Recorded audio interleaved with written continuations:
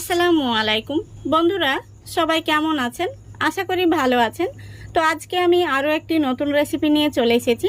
আজকে আমি তৈরি করে দেখাবো 1 কাপ ময়দা আর একটি মাত্র ডিম দিয়ে তেলে ভেজে নরম তুলতুলে মজাদার নাস্তার রেসিপি। এই নাস্তাটি বাচ্চা থেকে বড় সবাই খুবই পছন্দ করবে আর খেতেও হয় দুর্দান্ত। তো চলুন আজকের এই রেসিপিটা দেখে নেওয়া যাক। রেসিপিটা ভালো লাগলে লাইক কমেন্ট শেয়ার করতে ভুলবেন না, আর চ্যানেলটিকে সাবস্ক্রাইব করে রাখার অনুরোধ রইল। তাহলে চলে যাচ্ছি মূল রেসিপিতে। তো দেখুন, এখানে আমি একটি মিক্সিং বোল নিয়েছি আর নিয়ে নিচ্ছি একটি ডিম।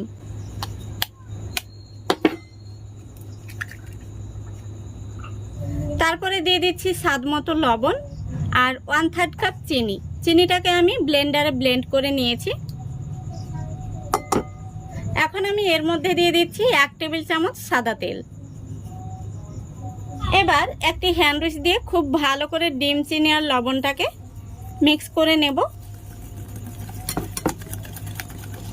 খুব ভালো করে মিক্স করে নিতে হবে, এর মধ্যে যেন কোনো রকম লাম্পস না থাকে সেদিকে লক্ষ্য রাখতে হবে। দেখুন বন্ধুরা, খুব ভালো করে মিক্স করে নিয়েছি। এখন আমি এর মধ্যে দিয়ে দেব গুঁড়ো দুধ। 2 টেবিল চামচ দিয়ে দিচ্ছি গুঁড়ো দুধ। এই গুঁড়ো দুধটা দেওয়ার কারণে নাস্তাগুলো দারুণ টেস্টি তৈরি হবে। গুঁড়ো দুধটা দেওয়ার পরে আমি আবারও খুব ভালো করে মিক্স করে নিচ্ছি। দেখতেই পাচ্ছেন মিশ্রণটি এখন কিন্তু ক্রিমি ক্রিমি তৈরি হয়েছে, এই দেখুন। এখন আমি এর মধ্যে দিয়ে দেব চকলেট এসেন্স। 3 থেকে 4 ফোঁটা মতো চকলেট এসেন্স দিয়ে দিলাম। এতে করে নাস্তাগুলো খেতে ভীষণ ভালো লাগবে, চকলেট ফ্লেভার তৈরি হবে। এখন আমি এর মধ্যে দিয়ে দেব 2 থেকে 3 ফোঁটা মতো ইয়েলো ফুড কালার। এতে করে নাস্তাগুলো দেখতে সুন্দর লাগবে।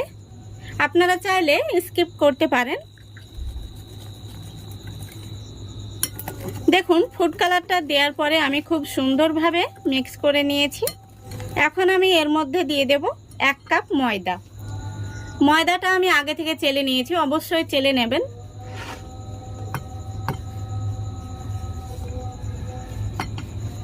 এখন আমি এর মধ্যে দিয়ে দিচ্ছি 1/2 টিস্পুনের অর্ধেক বেকিং পাউডার। এখানে বেকিং সোডাটা দেবেন না, বেকিং পাউডারটাই দিতে হবে। এখন আমি আবারও হ্যান্ড উইচ দিয়ে খুব ভালো করে মিক্স করে নেব। এইভাবে আস্তে আস্তে হ্যান্ড উইচটাকে ঘুরিয়ে খুব ভালো করে ব্যাটারের সঙ্গে মিক্স করে নিতে হবে। এই ব্যাটারটা কিন্তু একটু নরম নরম তৈরি হবে। এখন আমি এর মধ্যে 1 টেবিল চামচ মতো জল দিয়ে দেব। যেহেতু এর মধ্যে আমি গুঁড়ো দুধ ব্যবহার করেছি সেই জন্য জল দিলাম। আপনারা চাইলে তরল দুধ অ্যাড করে দিতে পারেন। হ্যান্ড উইচটা এখন আমি তুলে নেব। তো বন্ধুরা, দেখতেই পাচ্ছেন মিশ্রণটি এই রকম নরম করে তৈরি করতে হবে। এখন আমি মিশ্রণটিকে ঢাকা দিয়ে রেস্টে রেখে দেব 5 মিনিটের জন্য। ফিরে আসছি 5 মিনিট পর। দেখুন বন্ধুরা, 5 মিনিট হয়ে গেছে আর আমি হাতে সামান্য তেল মেখে নিয়েছি। এখন দেখতেই পাচ্ছেন মিশ্রণটি কতটা আঠালো তৈরি হয়েছে। আর আমাদের এই নাস্তাগুলো তৈরির জন্য কিন্তু মিশ্রণটি এরকম আঠালোই হতে হবে। তো এখন আমি নাস্তাগুলো রেডি করে নেব। দেখতেই পাচ্ছেন মিশ্রণটি আমি কিছুটা অংশ নিয়ে নিয়েছি। এখন আমি তালুর মধ্যে নিয়ে এইভাবে গোল করে নেব। গোল করে নেওয়া হয়ে গেলে আমি সামান্য প্রেস করে একটু চ্যাপটা করে নেব। এই দেখুন, একটি নাস্তা কিন্তু রেডি হয়ে গেছে। এখন আমি এই নাস্তাগুলোকে একটি থালার মধ্যে এইভাবে রেখে দেব। আমি আরও একটি নাস্তা আপনাদের বানিয়ে দেখিয়ে দিচ্ছি। এইভাবে তালুর মধ্যে নিয়ে গোল করে নিতে হবে। আর গোল করে নেওয়া হয়ে গেলে এইভাবে একটু প্রেস করে নিতে হবে। দেখুন কত সুন্দর হয়েছে।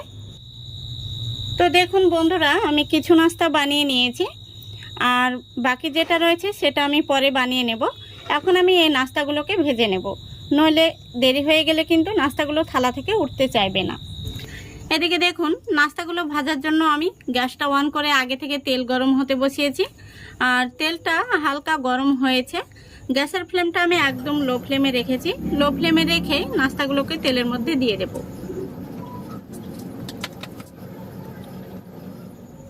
তো দেখুন বন্ধুরা, যতগুলো নাস্তা ধরবে আমি ততগুলো দিয়ে দিয়েছি। এখন আমি হাতা বা খুন্তি লাগাবো না, এইভাবে কড়াইয়ের হাতনটা ধরে একটু নাড়িয়ে দিচ্ছি। দেখতেই পাচ্ছেন নাস্তাগুলো তেলের মধ্যে ভেসে উঠেছে। তো এগুলোকে আপনারা মিনি কেকও বলতে পারেন অথবা পিঠাও বলতে পারেন। খেতে কিন্তু ভীষণ ভালো লাগে, আর বাচ্চা থেকে বড় সবাই খুবই পছন্দ করবে। এখন আমি নাস্তাগুলোকে একটি কাঠি দিয়ে উল্টে দিচ্ছি। দেখতেই পাচ্ছেন নাস্তাগুলো কত সুন্দরভাবে ফুলে ফুলে উঠছে।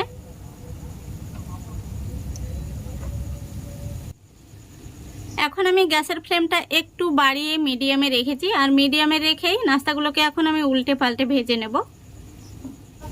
নাস্তাগুলোকে আমি আবারও উল্টে দিচ্ছি। দেখতেই পাচ্ছেন নাস্তাগুলো কিন্তু একদম ফুটবলের মতো ফুলে গেছে। আর এই নাস্তাগুলো কিন্তু বানানো খুবই সহজ, খেতে একদম কেকের মতো। আমরা যেমনটা দোকান থেকে মিনি কেক কিনে খাই, এই কেকগুলো কিন্তু সেরকমই খেতে লাগবে। তো দেখুন বন্ধুরা, আমি কেকগুলোকে উল্টে পাল্টে খুব সুন্দর করে ভেজে নিয়েছি। দেখুন কত সুন্দর হয়েছে। এখন আমি কেকগুলোকে বা নাস্তাগুলোকে তেল থেকে তুলে নেব।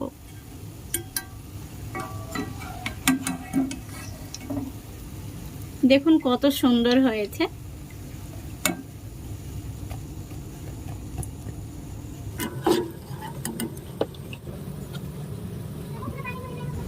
দেখুন কেকগুলো কত সুন্দর হয়েছে। দেখুন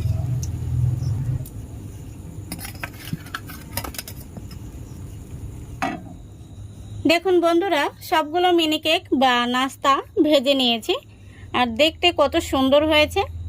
আশা করি আপনারা দেখতে পাচ্ছেন। দেখুন আমি একটি কেক আপনাদের ভেঙেও দেখিয়ে দিচ্ছি ভেতরটা কেমন হয়েছে। এই কেকগুলো কিন্তু উপর থেকে মুচমুচে, আর ভেতরটা একদম নরম তুলতুলে। বাচ্চা থেকে বড় সবাই খুবই পছন্দ করবে। এই দেখুন একদম সফট। তো আশা করছি আজকের এই রেসিপিটা আপনাদের ভালো লেগেছে। যদি ভালো লেগে থাকে অবশ্যই লাইক কমেন্ট শেয়ার করে দেবেন, এবং চ্যানেলটিকে সাবস্ক্রাইব করে অল নোটিফিকেশানটি অন করে সঙ্গে থাকবেন। আজকের মতো এখানেই বিদায় নিচ্ছি। সবাই ভালো থাকবেন, সুস্থ থাকবেন। খোদা হাফেজ।